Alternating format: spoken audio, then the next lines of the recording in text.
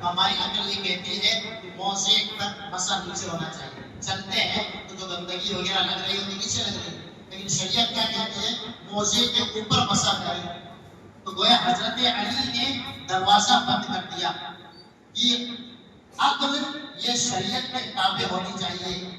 عقل یہ قرآن و سنت کے پیچھے پیچھے چلے گی، آگے نہیں ہونی چاہیے. اگر ہم نے آگے کر دیا تو کتنے ایسے ہیں معتزلہ، خاص طور سے اپنی میدان میں معتزلہ نے شروعات کی، اس کے بعد کتنی چیزوں کا انہوں نے انکار کر دیا. اور آج بھی کتنے مسلمان ایسے ہیں جو حدیثوں کا، دجال والی حدیث عقل میں نہیں آتی، یاجوج ماجوج کی حدیث عقل میں نہیں آتی، امام مہدی کی حدیث عقل میں نہیں آتی. امام بخاری رحمہ اللہ نے حضرت ابراہیم کے بارے میں جو انہوں نے ایسی چیزیں پیش کر دی جسے جھوٹ سے تعبیر کیا گیا، ان کا اگر یہ مان لیں گے تو پھر ایک نبی پر الزام ہوگا. اس لیے حدیثوں کا انکار، چاہے بخاری کی چاہے مسلم کی، شروعات یہی سے ہوتی ہے دھیرے دھیرے کہ یہ چیز ہمارے عقل میں نہیں آتی، یہ چیز ہمارے عقل میں نہیں آتی، اور پھر دھیرے دھیرے انسان عقل کا پجاری بن جاتا ہے. عقل یہ خواہش پرستی، نفس پرستی، اور اللہ رب العالمین نے ایسے لوگوں کی ہر جگہ مذمت بیان فرمائی جو صرف عقل کو مقدم کرتے ہیں. تو عقل کو کبھی آگے نہ بڑھائیں، عقل کو تابع رکھیں قرآن و سنت کی دلیل کے. اللہ نے جو عقل دی ہے وہ یہ پوچھ سکتا ہے پھر اللہ نے عقل کی دی.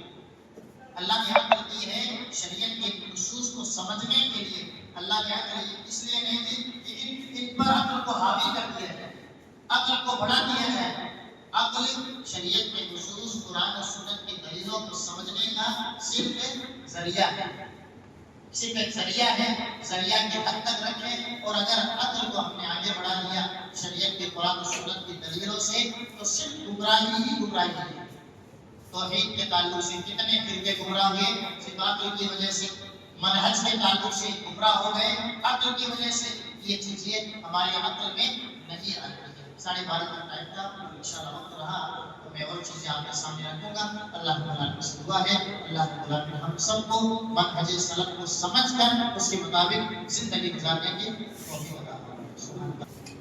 الحمدللہ اللہ کے فضل و کرم سے پروگرام بہت ہی بہترین ترتیب کے ساتھ چل رہا ہے. اس پر ہم اللہ کا شکریہ ادا کرتے ہیں اور آپ لوگوں کا بھی شکریہ ادا کرتے ہیں کہ آپ بہت ہی جمعیت کے ساتھ پروگرام کو سن رہے ہیں.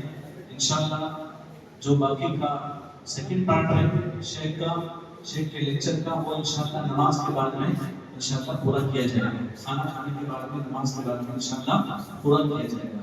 اب وضو کے بعد میں 12:40 پر اذان ہوگی. آپ لوگ وضو کرنا سے پیشاب کرنا سے پاکی ہوئیے. نماز کے بعد میں انشاءاللہ کھانے کا پروگرام ہے اور کھانا کھانے کے بعد میں پھر انشاءاللہ یہاں پر حاضر ہوں گے. جزاک اللہ خیر.